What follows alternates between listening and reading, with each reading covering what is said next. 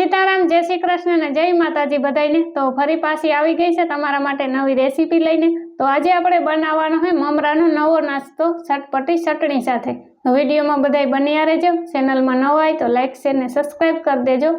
તો શરૂ કરીએ આજની રેસીપી। તો મમરાનો નાસ્તો બનાવવા માટે મેં અહીંયા 3 વાટકી જેટલા મમરા લઈ લીધા છે। તમે ઘરમાં રહેલી કોઈ પણ એક વાટકી સેટ કરી લ્યો। તો હવે પહેલા તો આપણે મમરાને સોફ્ટ બનાવવા માટે મેં અડધો ગ્લાસ જેટલું આપણે પાણી એડ કરવાનું છે અને મમરાને સારી રીતે આપણે ધોઈ લેવાના છે। તો પાણી એડ કરી અને 2 થી 3 મિનિટ સુધી આપણે આમને એમ રાખવાના છે મમરાને પાણીમાં। તો 2 થી 3 મિનિટ જેવું થઈ ગયું છે અને કમ્પ્લીટ આપણા મમરા સોફ્ટ થઈ ગયા છે, તમે જોઈ શકો છો। હવે મમરામાંથી બધું જ પાણી આપણે કાઢવાનું છે। તો ગળણીની મદદથી આપણે બધું જ પાણી કાઢી લઈએ।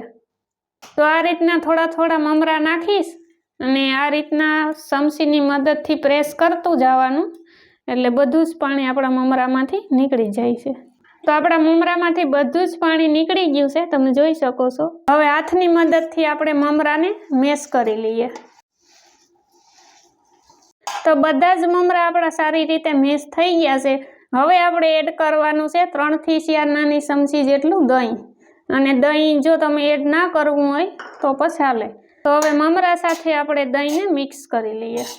તો દહીં અને મમરા સારી રીતે મિક્સ થઈ ગયા છે। હવે આપણે આને ઢાંકી અને 5 થી 6 મિનિટ સુધી મૂકી દેવાનું છે। તો 5 થી 7 મિનિટ જેવું થઈ ગયું છે અને દહીં અને મમરા બંને સારી રીતે મિક્સ થઈ ગયા છે। તો હવે આવશે આપણે ઘઉંનો ઝીણો લોટ, 3 થી 4 નાની ચમચી જેટલો આપણે જે રેગ્યુલર રોટલી ઘડતા હોય એ જ આપણે લોટ લેવાનો છે। અને આપણે જે ઝીણો લોટ લીધો તો તે જ પ્રમાણે આપણે ભાખરીનો લોટ લેવાનો છે, એટલે કે કરકરો લોટ લેવાનો છે। અને જો કરકરો લોટ ના હોય તો તમે રવાનો ઉપયોગ પણ કરી શકો છો। તો ઝીણો લોટ અને જાડો લોટ બંનેનું પ્રમાણ એક સરખું રાખવાનું છે।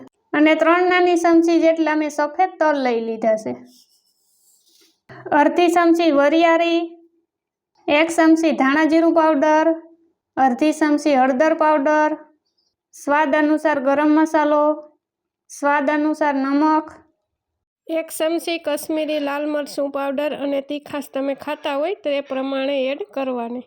અને હવે આવશે ધાણા, મરચાં અને આદુની પેસ્ટ, અને હિંગ, 1 ચપટી ખાંડ, લીંબુનો રસ, 2 નાની ચમચી જેટલું તેલ। તો હવે બધી જ વસ્તુ આપણે સારી રીતે મિક્સ કરી લઈએ અને આપણે વડાનો લોટ બાંધવાનો છે। તો કમ્પ્લીટ આપણો લોટ બંધાઈ ગયો છે અને મારે લોટ બાંધવામાં 2 નાની ચમચી જેટલું જ પાણીની જરૂર પડી છે। અને જો તમારો લોટ ઢીલો થઈ ગયો હોય તો તમે ઘઉંનો જાડો લોટ એડ કરી અને પરફેક્ટ લોટ કરી લેજો। આ રીતનો લોટ કમ્પ્લીટ બંધાઈ ગયો છે અને હવે આપણે વડા બનાવીએ। તો આ રીતના લુવો લઈ અને ગોળ આપણે રાઉન્ડ શેપ આપી દઈએ અને એની ઉપર આપણે ચપટી તલ એડ કરી દઈએ અને પાણીવાળો હાથ કરી અને આ રીતના આપણે હાથની મદદથી પ્રેસ કરી લઈએ અને આ રીતના આંગળીની મદદથી આપણે ગોળ રાઉન્ડ શેપ આપી દઈએ। તો કમ્પ્લીટ આપણો વડો બની ગયો છે, તમે જોઈ શકો છો। તો બધા જ વડા આપણે આ રીતે બનાવી લઈએ। તો બધા જ વડા આપણા તૈયાર થઈ ગયા છે। તો અહીંયા મેં ઓલરેડી તેલ ગરમ કરવા મૂકી દીધું હતું, તો તેલ આપણું ગરમ થઈ ગયું છે। હવે આપણે વડા તળી લઈએ। તો તમારે જેવડી કડાઈ હોય તે પ્રમાણે વડા તળવાના છે। મેં અહીંયા 5 વડા એડ કર્યા છે। તો 3 થી 4 મિનિટ જેવું થઈ ગયું છે અને તમે જોઈ શકો છો કમ્પ્લીટ આપણા વડા આ રીતના તળાઈ અને કલર બદલી ગયો છે। તો બધા જ વડા આપણે આ રીતે 3-3, 4-4 મિનિટ સુધી તળી લઈએ। અને એક ખાસ વાતનું ધ્યાન રાખવાનું કે આપણે મીડિયમ લો ગેસ ઉપર જ તળવાના છે। વડા જો તમે હાઈ ગેસ રાખશો તો આપણા વડા ઉપરથી બળી જશે અને અંદરથી કાચા રહેશે।